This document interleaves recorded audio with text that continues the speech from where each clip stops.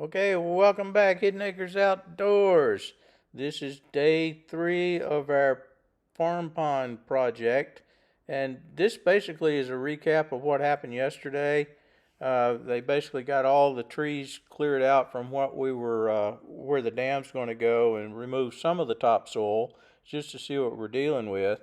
And this morning, what they're doing here is they're starting on a core trench and moving some more of the topsoil. So basically, you have to have a core trench in your dam, in my opinion. There's tens of thousands of gallons of water that is pushing against that dam, even if it's just static pressure. And if you don't want to spring a leak, I mean, if you grew up building dams and creeks like we did as kids, it doesn't take any time for, you spring a leak in that thing, and before long you've got a mess. And then you've got, we used to have emergency supplies of clay and everything else to try and plug the holes, but it never worked. And that's why a lot of people these days, when you hire somebody with a mini excavator and a skid steer to try and build you a lake, you're throwing good money into a hole that you're going to have to pour a whole lot of money into later, in my opinion, because you're going to end up with leakage and dam failures, is the worst case scenario, and just all kinds of trouble. So have them make sure, whoever you hire to do this, they go in and dig out a core trench. And what this core trench does is it anchors the dam into some more solid foundation. And you got to dig down into the clay, because clay is a lot less porous than all the other topsoil and other type dirt that you might have on your property. uh, this shot gives you a little more perspective on where this pond's going to go in relation to the property. There's a shot in here in a minute that shows you about the extent of what the dam's going to look like. And this is just more footage of a big track hoe moving big rocks, and the bulldozers and John Deere 8850 tractors with 12 foot wide pan scoops. And, basically, when you dig a big hole in the ground, the dirt's got to go somewhere. So they're taking all the dirt, and some of it he's moving behind where the core trench was to, help build the dam up. And then a lot of it he's pulling up to the left side of this picture and dumping it in some low spots that we had in the field and filling that in. So there's the extent of what the dam should look like, roughly, when it gets done. That's some of the big rocks they're digging out. And I'm giving you a little foreshadow warning here. The rocks are an issue. It does affect what you wind up with as far as depth of the pond in some areas. But we'll leave that for one of the later videos, so stay tuned for that.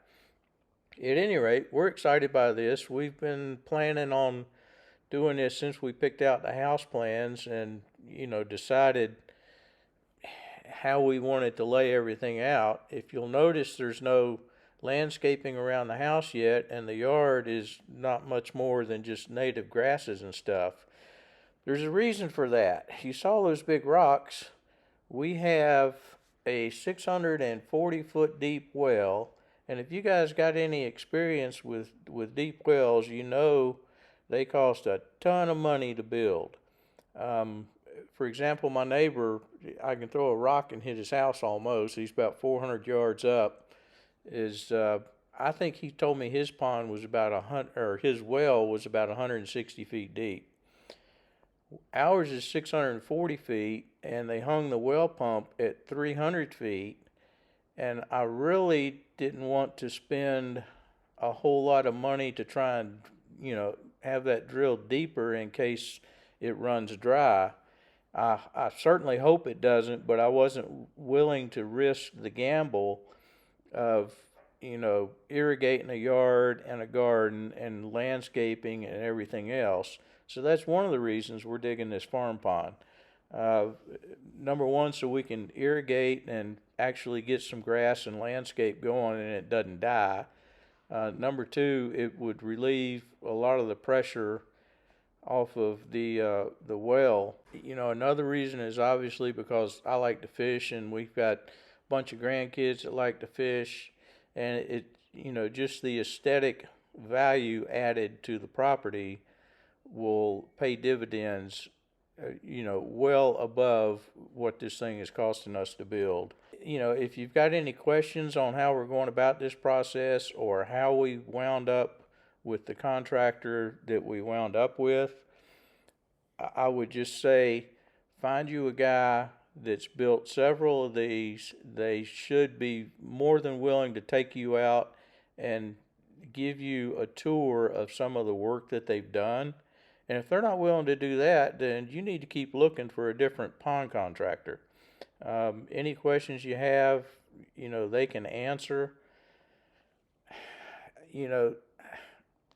I don't know if most of the guys get into how you stock the pond and what ratios and how you maintain it. I think these guys mainly, unless you're just paying an exorbitant amount of money for consulting work on this, at the same time you're paying for construction work, most of them just come out and dig you a big hole in the ground, and if they do it right, it won't leak and your dam won't fail. But beyond that, there's a lot of research you need to do. And the place to start, I would say, would be with your local wildlife biologist or farm ag type person, and they will come out and survey your property, tell you where you ought to put it, tell you how big they think it can be, whether you've got springs feeding it or it's just going to be runoff or you've got a creek feeding it. And, if you get into the creeks and you've got downstream rivers and you get into a whole lot of environmental concern stuff. But, out here where I'm at, we're just digging a big hole in the ground and letting the rainwater come into it. And, so that limits you on the size that you're going to be able to have for your pond. But I'm about tired of talking. Y'all probably about tired of listening if you hadn't left already. So let's just watch them remove a little more of this topsoil, because as I told you earlier, these big machines just fascinate me. There's not a man out there alive that hadn't played in a sandbox with a bulldozer and a tractor and moved sand around. If you had that opportunity to grow up, then this is what you were pretending to be doing, and it's just a whole heck of a lot of fun to sit out on the porch in a rocking chair and watch these guys do this stuff for real. And as a matter of fact, if my wife weren't so shy, she'd be out there doing that, because it's killing her that she can't get out there and drive that big equipment and move some dirt. But she's going to have to ask them herself, otherwise it's not going to happen. We'll see you next time, Hidden Acres Outdoors. Bye.